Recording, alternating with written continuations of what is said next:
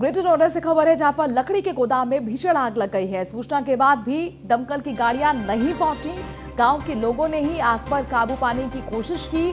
Phase 2 थाना क्षेत्र के गेजा गांव का ये मामला है जहां पर एक गोदाम में भीषण आग लगी और हैरानी की बात यह है कि सूचना दमकल विभाग को दी गई, लेकिन तब भी उनकी टीम नहीं पहुंची। इसी तरह से गांव के लोग ही खुद अपने स्तर पर आग बुझाने की कोशिश कर रहे हैं।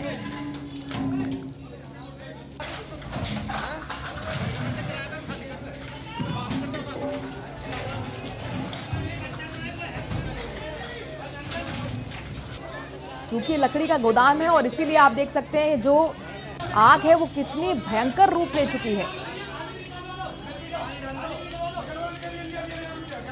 आग की लपटें चारों ओर फैलती हुई, काला धुआं आसमान में। चूंकि लकड़ी का ये गोदाम था तो आप अंदाजा लगा सकते हैं कि आग कितनी तेजी से फैली होगी। और हैरानी की बात यह है, ये सब कुछ जानते हुए, समझते हुए, सूचना मिलने के बावजूद भी दमकल की टीम नहीं पहुंची।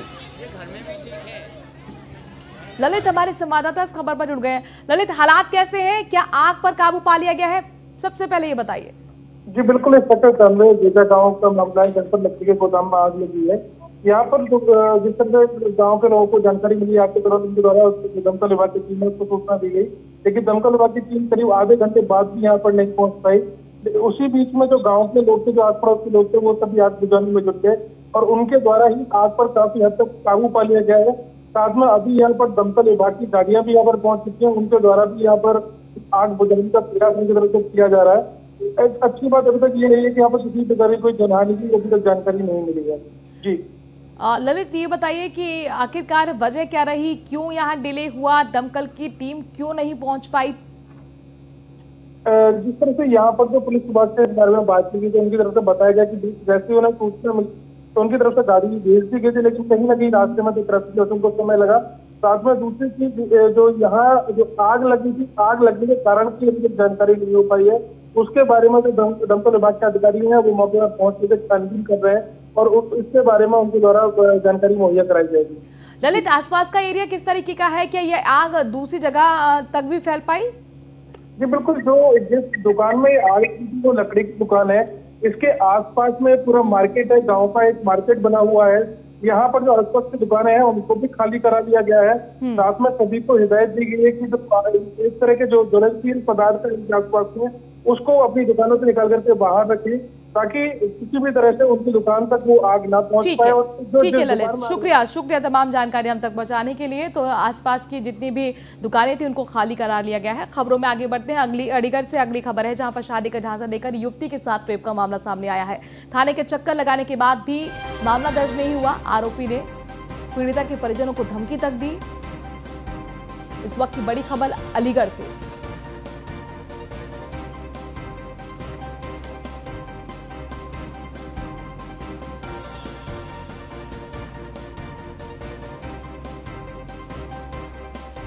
हमको फोन दे के गया था, वो हम उसको बुलाते थे, वो भी बुलाता था मुझे। फिर क्या हुआ? अब वो मुझे ले गया एक दिन को और मुझे क्या किया तुम्हारे? उसने रेप किया था मेरे साथ और मुझसे कह रहा था किसी को बता। कुशीनगर से अगली खबर है। पथेरवा थाना प्रभारी अतुल पांडे पर मुकदमा दर्ज हो गया है। पशु तस्करों से साठगांठ रखने पर मुकदमा दर्ज हुआ है। बीजेपी विधायक रजनीकांत मणि ने एंटी करप्शन से शिकायत की थी। एसीबी की जांच में पथेरवा थाना प्रभारी अतुल पांडे दोषी पाए गए हैं।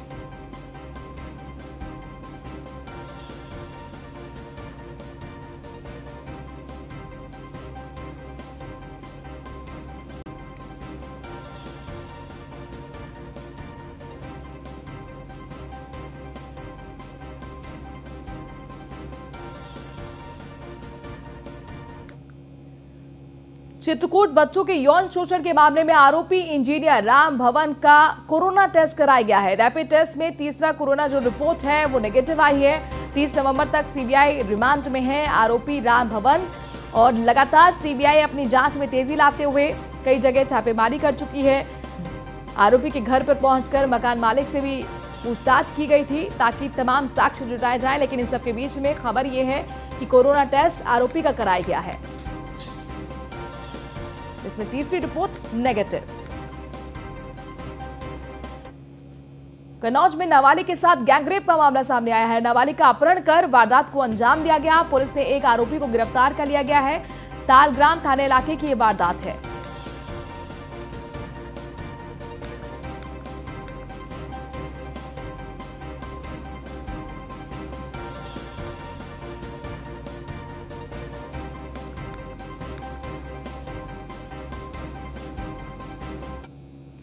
बहराइच में सड़क हादसा हुआ जिसमें एक शख्स की मौत हो गई है। दो बाइक की टक्कर से दरअसल यह हादसा हुआ। शख्स की मौत के बाद परिजनों में कोहराम मचा हुआ है। मोतीपुर थाना इलाके के सत्या भट्टे के पास यह हादसा हुआ जहां पर एक शख्स की मौत हो गई। कवा भारी दाखिला सर्रा मंदिर थाना मोतीपुर। ये हमारा भाई है। ये मौत हो गई।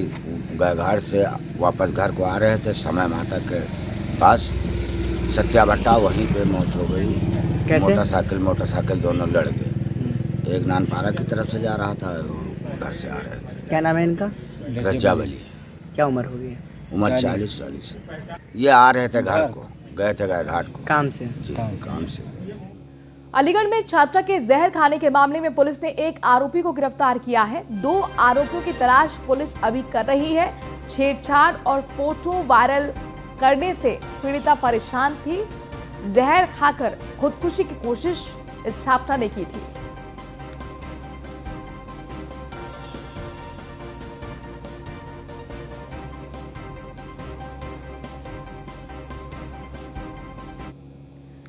यूपी के मुरादाबाद में गांधी मूर्ति पर भगवा कपड़ों में बैंड बाजा बजा रहे आर्टिस्ट ने यूपी के मुख्यमंत्री योगी आदित्यनाथ का अनोखा अंदाज में स्वागत किया, धन्यवाद दिया।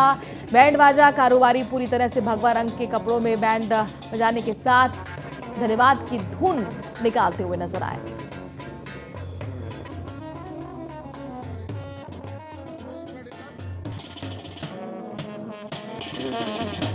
तो बहुत अफसोस हो रहा था कि कब खुले, सीज़न आने वाला। हमारा सीज़न भी ख़राब हो चुका था।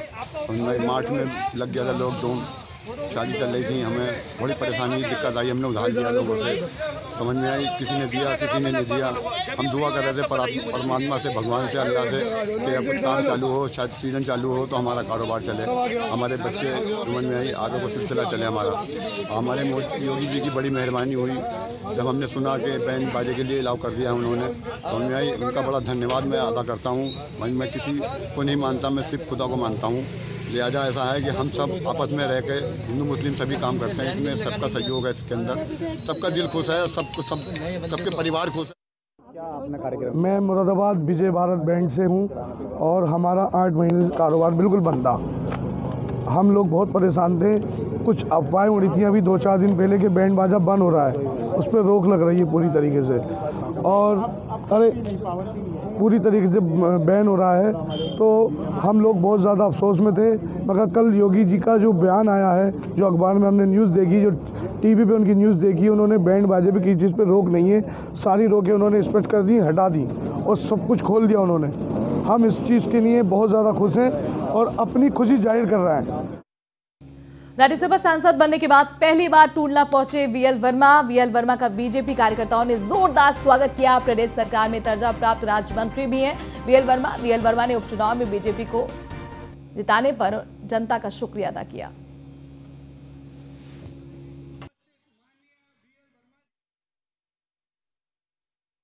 सबसे पहले टूंडला विधानसभा चुनाव का उपचुनाव तो जिताने का काम किया, माननीय विधायक प्रेमपाल सिंह जी को विधायक बनाने का काम किया।